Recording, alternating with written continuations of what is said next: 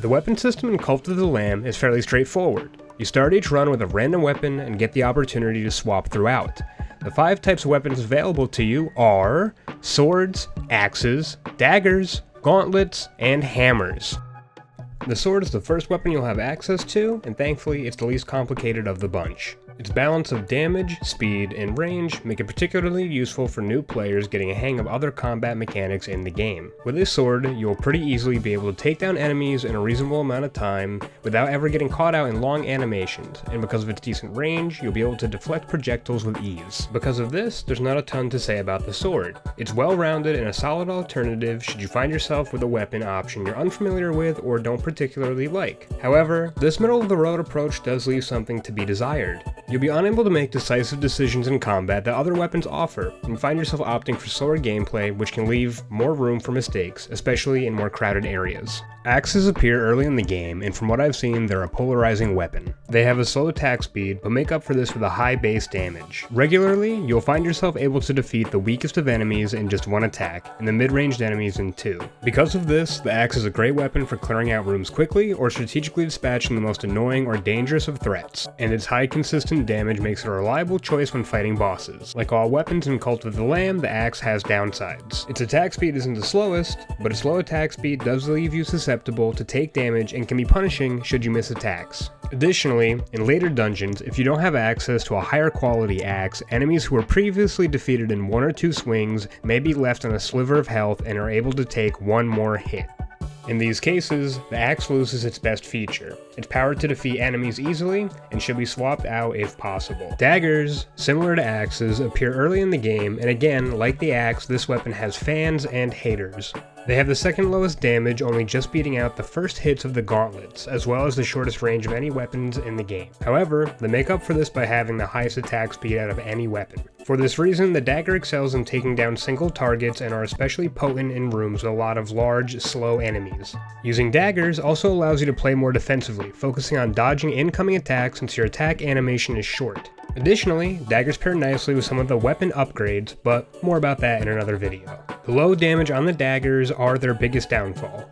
Often, you may find yourself overcommitting to defeat an enemy only to take damage for doing so, and they are inconsistent when it comes to taking on bosses. Sometimes, you'll be able to get in enough attacks to outdamage other weapons in the fight. Often enough though, you'll fight a boss for longer than you could have, leaving more time to make mistakes and take damage. Gauntlets will first be available when you get to the second dungeon, and aren't as straightforward as the other weapons we've talked about thus far. The gauntlets have a unique 3-hit combo attack. The first 2 attacks have a long range with the lowest damage in the game, with the 3rd consecutive swing dealing tremendous damage in a large area with the same long range. This combo attack in particular makes the gauntlets one of the best weapons for clearing rooms of enemies quickly, and when timed correctly can be used to snipe at enemies and bosses from a relatively safe distance. This technique is complicated, but pays off immensely when mastered. With that said, the gauntlets do have some noticeable problems. First, their poor damage on their initial swings leaves something to be desired, and while their capability for long-ranged attacks is one of their greatest assets, you're not always in a position to choose how far from enemies you are. Furthermore, you are left in a tough position when fighting bosses that have fast cycles. Gauntlets rely heavily on the 3rd swing of their combo to deal damage, and sometimes bosses are able to just narrowly avoid the 3rd and most important attack, which leaves you dealing pitiful damage. This can be mitigated to some extent through expert timing, but this requires a lot of work on the player's part, and when focusing on setting up attacks correctly, you leave yourself open to doing the long attack animation and taking damage. Hammers are the last weapon you'll encounter, and they'll first begin appearing in the 3rd dungeon. Hammers have the slowest attack animation, but this is made up for by having the highest damage of any weapon and dealing that damage in a massive area,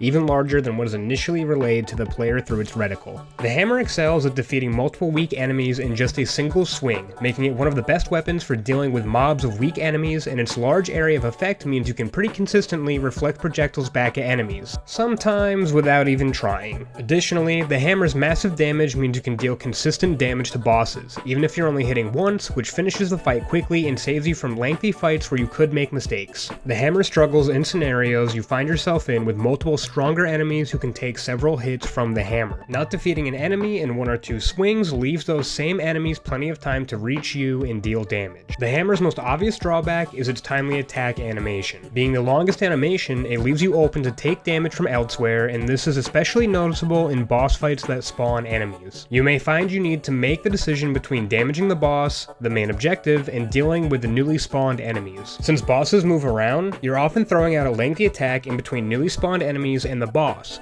which leaves you open to being damaged by whichever you're not actively attacking. Of all the weapons in Cult of the Lamb, I think my favorite are the axes and the daggers. I'm not sure what it is about them, but I feel like I have the most success using those weapons. It's that, or I just get some pretty lucky runs when I'm using them. But what are your favorite weapons to use? Or did you learn anything from this video? Why don't you let me know down below? And if you like this kind of content, feel free to leave a thumbs up. Oh, and feel free to join these guys while you're at it. Thanks for watching, and we'll see you in the next one.